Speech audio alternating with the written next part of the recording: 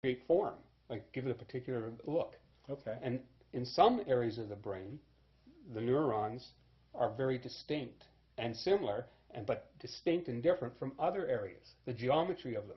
Okay. In other words, there is one called a pyramidal dendrite, in which it has a main stem that extends vertically. And then there are horizontal extensions coming out of it. Okay. And there's one main one at its base that extends out. And all the other dendrites coming out of it are all within this angle as you approach the apex.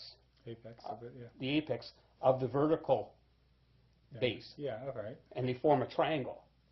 And they're all in a particular area of the brain that has to do with the awareness of self and self-consciousness. Interesting. Like, Yeah. So it's triangular. Yes, it's triangular. Wow. Yeah. Well, And the method of explaining it, of explaining the process of consciousness, separate from that, but in another particular science, cognitive science, is based on this triangulation as well.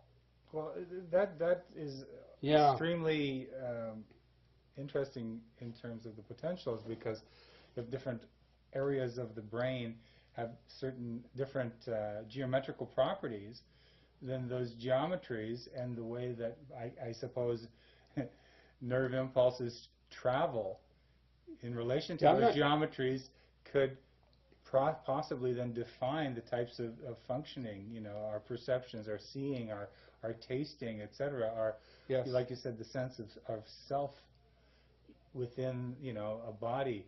All of those geometrical properties could basically be defining and giving our inherent meaning to our experience of the world and what we are as human beings. But also there might be a potential for I'm not sure what evolving that. In other words, for creating internal engineering projects. Who knows? I mean, the thing is that if our bodies can, in a sense, define our thought processes or our mental processes or whatever, our brain processes, put it that way. If those kinds of things can define our brain and body processes, what about the other direction? Well, if we were to go the other direction and say, could our thoughts then, in a way, rebuild our bodies or rebuild our cellular structure or rebuild our molecular structure in some way? If you put enough kinds of thinking through the apparatus, through the mental apparatus, would that in fact change the body? Would that in effect give possibilities of creating even new types of organs or new types of organic functions?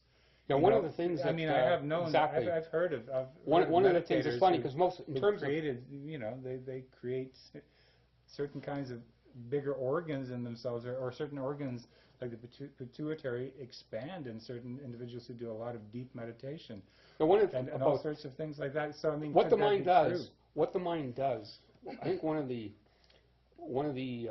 conclusions one can arrive at from a study of some of Gödel's work, Gödel, was that the mind is capable of processes, of which the contemplation or the observation of those processes is fixed. Yeah. But the mind itself that's producing the results, or source of it, is dynamic, is not fixed, and it's dynamic. And so when people, artificial intelligence scientists who try to construct computers that are going to reproduce what the human mind is doing, or produces as a result, always come to these limitations, because there's something the machine can't do that the human mind can do, which very easily. Which is based on the fact that it's dynamic. It's always it's in a process of continuous. It's algorithmically developing itself, right? Isn't that true? Well, it's not necessarily a recurring loop. There seems to be kind of a developmental spiral possible. Is that true? In terms of, yes. of how the human mental and other processes work? Well, that they incorporate aspects of the experience into the program, and they're constantly doing that. They're constantly building that way, and therefore what you start off is not necessarily what you end up with in terms of a human being. So there's this possibility of evolution in the sense of yes, and the type of evolution I'm talking about is not just mechanical. Right, because what I'm saying we should consider here is a type of evolution where I'm proposing that what I'm saying is being observed here is the idea that the process of self-awareness and the intentional process of engaging in self-awareness will produce those neurons. Which weren't there, or which weren't there, or weren't developed, aren't there yet, or aren't more developed. In other words, there's going to be more of them being developed. In other words, if you were to take a person who,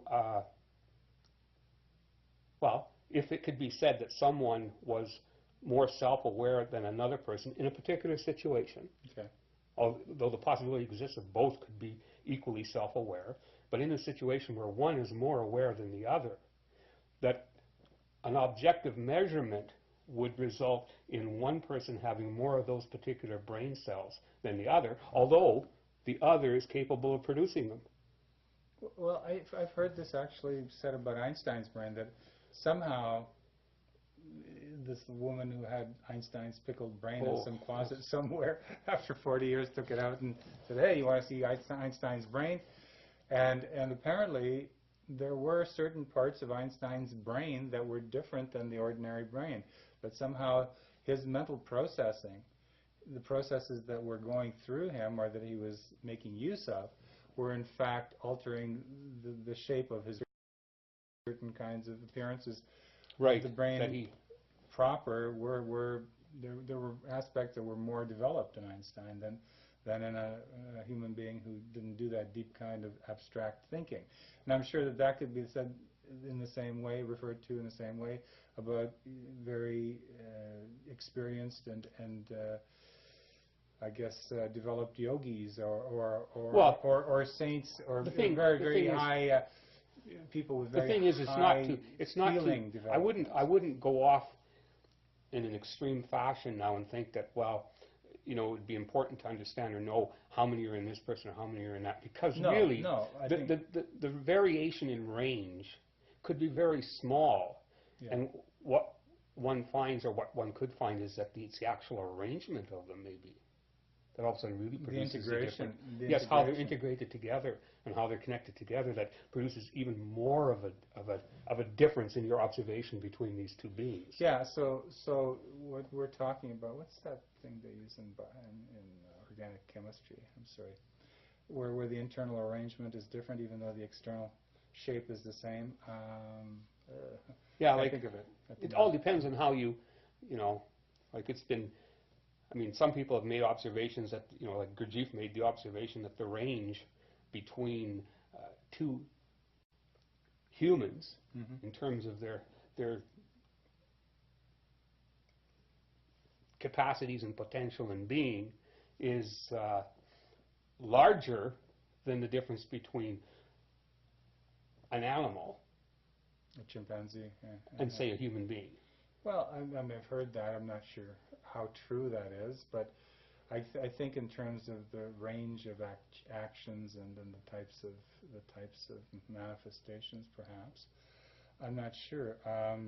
Yeah, I know. I'm not sure if that's verifiable. It isn't, because of the fact that we're human or that we're chimpanzees. Like being one or the other, you would be at a distinct disadvantage to really verify that. And it's one of those things.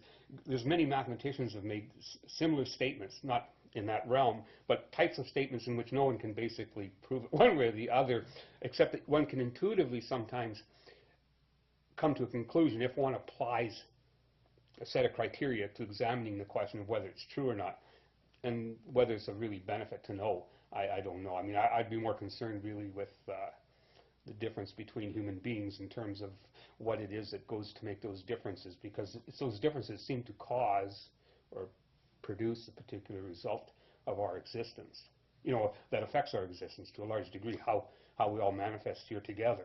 And, you know, because, I mean, one of the things I'm saying is that if human beings were evolving in a more conscious direction, and if that direction were to be along the lines of certain principles of metamathematics, that the outcome would be vastly different. And I would think that it would be more of benefit to human beings themselves. But I mean, how I go about, how you ever would go about, because I don't think anybody has been able to go presenting that to human beings in a practical way. I mean, Gurdjieff avoided it. He avoided it completely because he figured there's no sense to trying to doing that. I'm going to just do it whether they like it or not. You know. But it doesn't really resonate, and it doesn't get across the fact that metamathematics, or higher mathematics, objective mathematics, whatever you want to call it, can be beneficial if it's practiced as a discipline, as a spiritual discipline. Well, there are and there are many, right? You know, used and there are mathematics as a spiritual practice. Spiritual meaning not necessarily religious, but, you know, believing one thing or another, but in the process itself can aid one in transforming oneself. Actually, well, I think there's some not just fantastically, not in an imaginary way, not in a saying one is transformed doesn't mean that one is. One can be just the same now, whether one believes one is transformed or not. Yeah, these ways, but I'm they're saying vastly that different. Mathematics, we're talking about it as a real way of actually helping us to transform not only our minds but our bodies and ultimately our being. And if that's the kind of tool that it can be, then of course it really would be of benefit for everyone to know about metamathematics, or to know more about it, yes, or to understand the certain to understand what it's concepts for. or precepts what of it's it. for. Yes. Just like someone doing deep meditation might not know what's the point of doing this. You know, I feel relaxed, I feel a little bit better, but yeah, like but the real thing that metamathematics happens is a misnomer in a way, because it appears to describe just like metaphysics, I well, suppose.